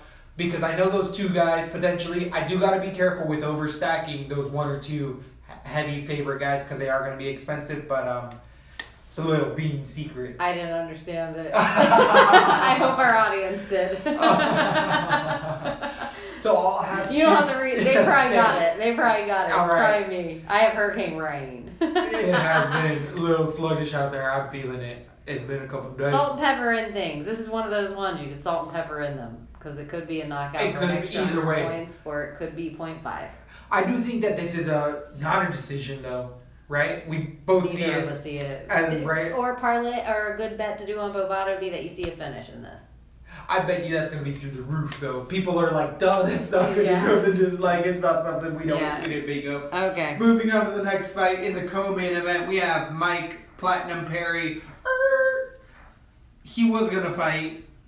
Who's his nuts? Alex Reyes. No, he was gonna fight. This is a short notice replacement with like 4 days. He was gonna fight Thiago Alves. Alves fell out with injury as of like a day ago, like 2 days ago. This is like as short. This is within a week, 6 days notice. Alex Reyes is coming in, debuting against Mike Platinum Perry. We don't have to explain a ton, even though I'm going to say that I did get to watch a couple fights for... Is Mike Perry the most expensive fighter on DK? No, he's not. Huh. He's not. Alex White, or blah. We keep calling everyone white. White, yeah, exactly. Alex Reyes has knockouts and finishes alike in his 13-2 career. He's been waiting and itching to get into the UFC. This is the opportunity for him. I think that Reyes can give anybody a run for their money in the division. I liked what I saw with him. He isn't fighting the caliber of fighter Mike Perry, but King of the Cage has brought us people like other good fighters. King of the Cage is known for bringing other guys out, but either way, I think Reyes, even though in this loss he's going to make a good showing for himself, because I feel like he's going to go out there and try to brawl with Platinum Perry, and Perry does that. Perry takes damage.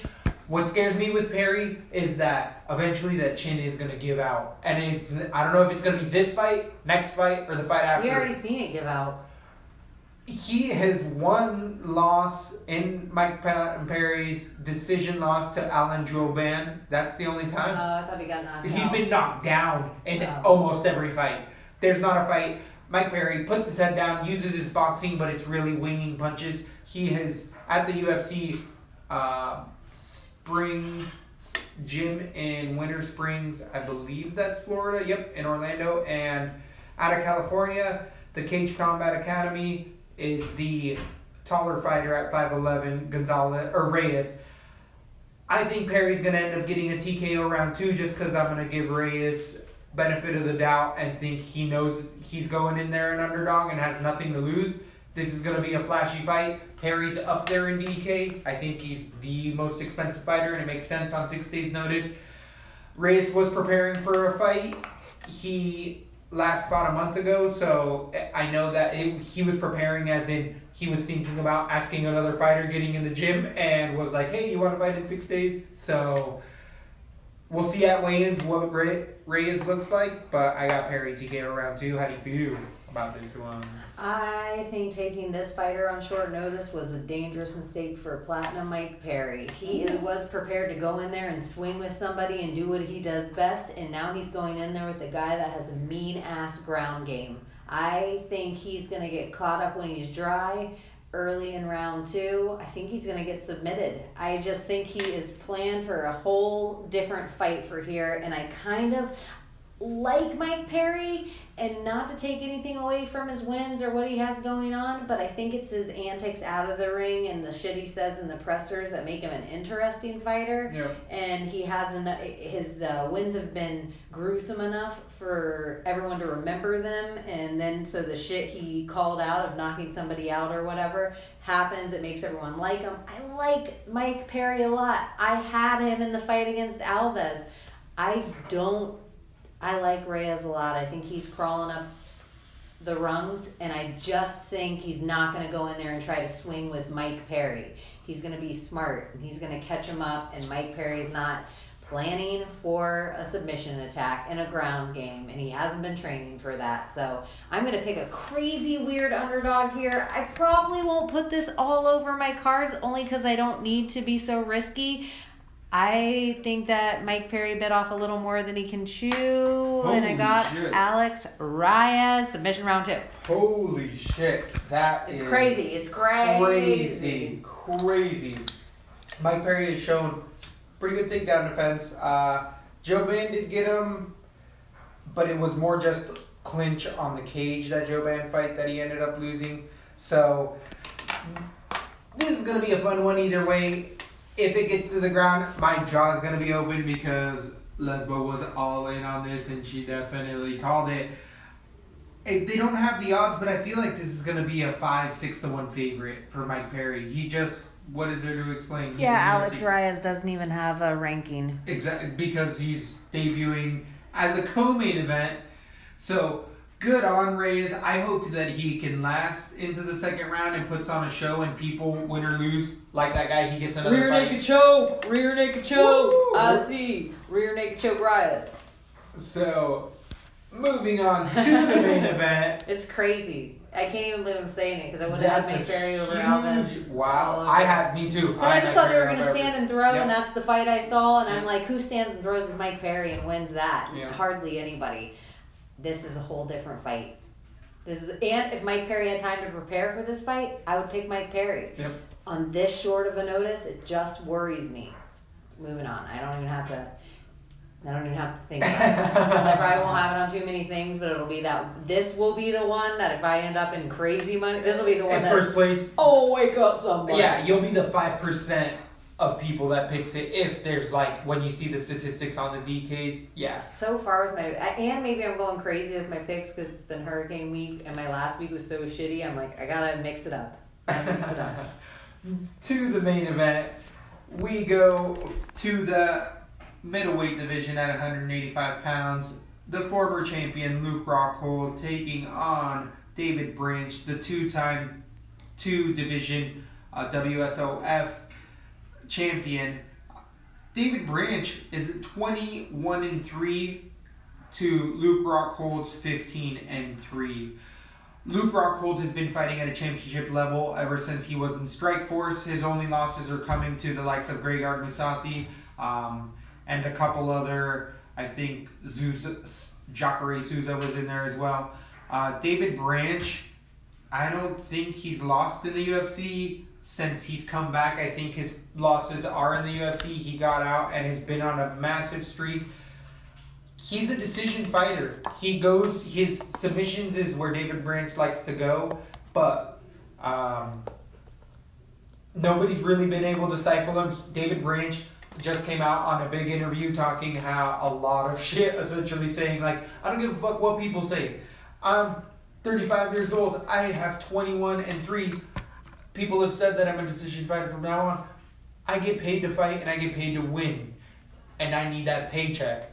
So I'm going to win whatever way I can. So he is the epitome of a point fighter in that sense. He gets That's decisions. all Woodley may have to say instead of all the other bullshit. He could just come out and say just that. Right. But instead, he just went on for like 45 minutes on just like, because he tended to be a quiet fighter, but he really blew up on Ariel and was just like, I fucking really hate how people are talking all this shit on me, and how nobody gives me a shot. And the reason they don't give him a shot is because a lot of people feel that Luke Rockhold was in a weird headspace because of his father passing, overlooked Michael Bisping, and was somewhat of a flash knockout. And Luke Rockhold has all the championship ability that you could think of. Standing, striking, he's taken on the top 5 and beaten the top 5 to earn that belt.